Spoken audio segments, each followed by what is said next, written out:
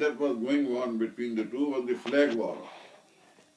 In Aminabad, there were some high-rise buildings, not too high, 2, 3, 4 stories, and there was the flags were mounted. There was one flag Congress and the other was the Muslim League. So every morning the Muslim League flag used to be higher than the Congress. Okay.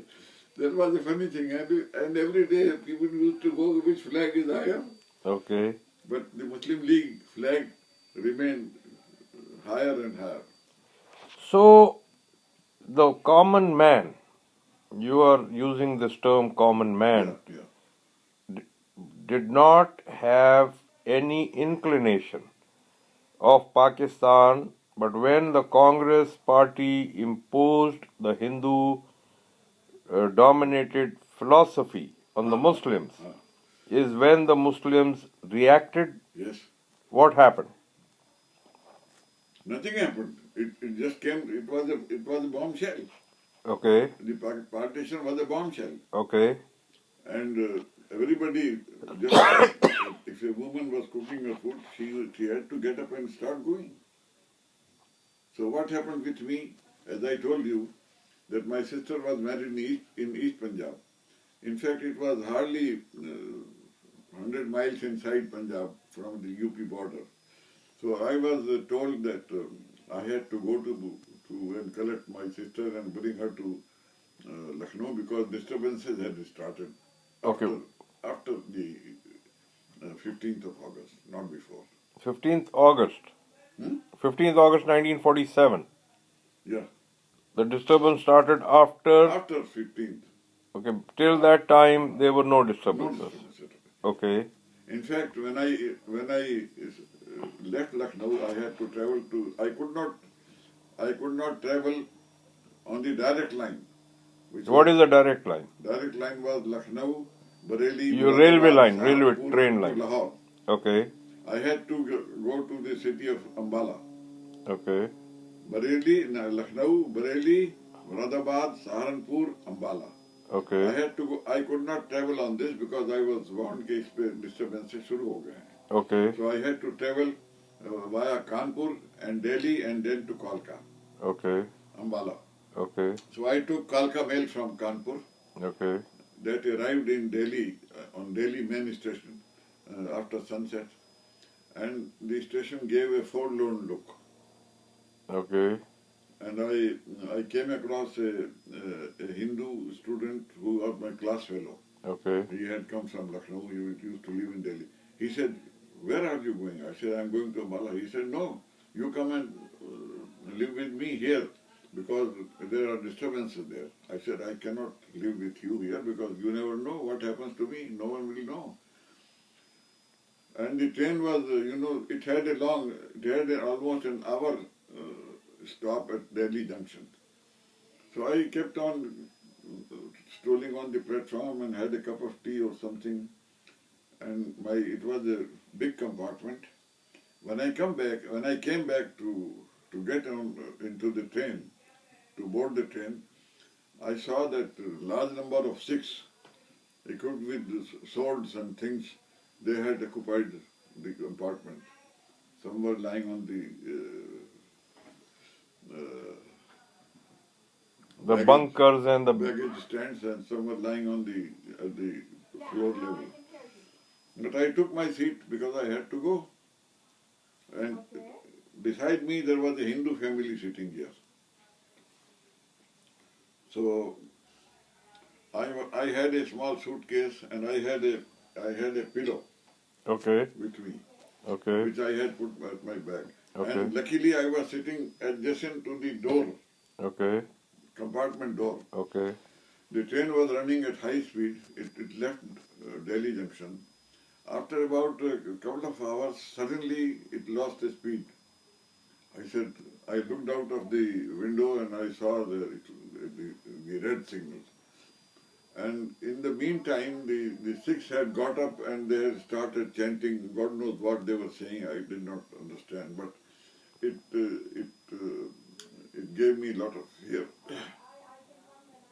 I became afraid that something is going to may happen. So when the train was about to come to a stop, I pushed my widow outside the window, threw it out. And the Hindu man said he knew that I was very much afraid. So he was saying, don't worry, nothing will happen, nothing will happen. But I opened the door and jumped.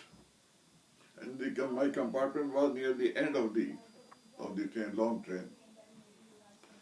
I jumped down from the moving train into the dark yard. And very shortly, after a few seconds, the train came to a stop. I ran down, picked up my pillow, and came over onto the platform side. There was no platform as such. It was a wayside station. But I ran towards the engine side. And there I just climbed into a compartment where people were sleeping. And one seat was available vacant, bench. So I laid down there myself and went to sleep. When I woke up, the train was just entering Ambala station. It was early morning. The same train had to proceed to Kalka. And shortly before Chandigarh, there was a station, Mubarakpur. I had to get down there. So it was a big station and the stoppage was about half an hour. So I got down, had some tea and I went back. In that compartment there were few dhobis were sitting. Not dhobis but jisko julaha kehte hain na. Julahe baithe the with their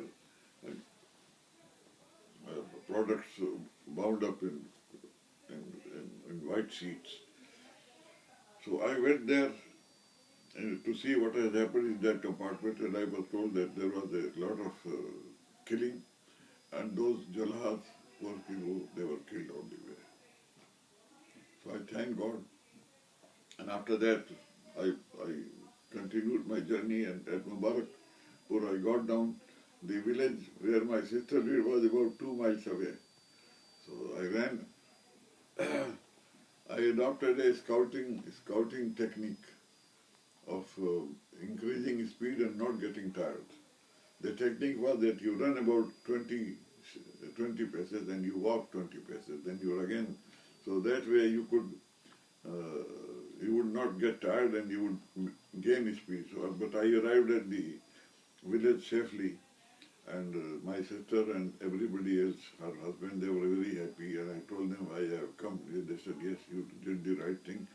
Please take your sister. So my sister's husband, myself and my sister, next morning we came back to Mubarakpur. There was no train, but a bus was coming from Kalka to Ambala. So we boarded that bus, and all the passengers were Sikhs. So I had some fear that something might happen, but we arrived at the Ambala railway station safely. But there it came to light that all the communication had been cut off. Okay, why were you? We were advised not to travel. What was the fear? Huh? What was the fear? Why were you fearful? Fear was of disturbances. Because we were told that disturbances are taking place at a place known as Jagadri. वहाँ killing हो रही है. Okay. So we were advised not to travel to Lucknow by train. Okay. And there was a gentleman from our family who had brought his wife and daughter for some treatment from Mustafabad, a small town, to the city. So there was no alternative for me but to go and join them. Okay. They welcomed us. Okay. So that was the 27th of August. Okay, this is like 10 days after partition. I had traveled from Lucknow on 25th. 26th morning I arrived in Saidpura village. And yes, 26th morning. And 27th morning we traveled to Ambala. Okay. Railway station, no communication. We took refuge with a relative of our family. Okay. It was a very welcoming. They welcomed us and they were very happy that we have come. We stayed there till the 18th of September. Okay.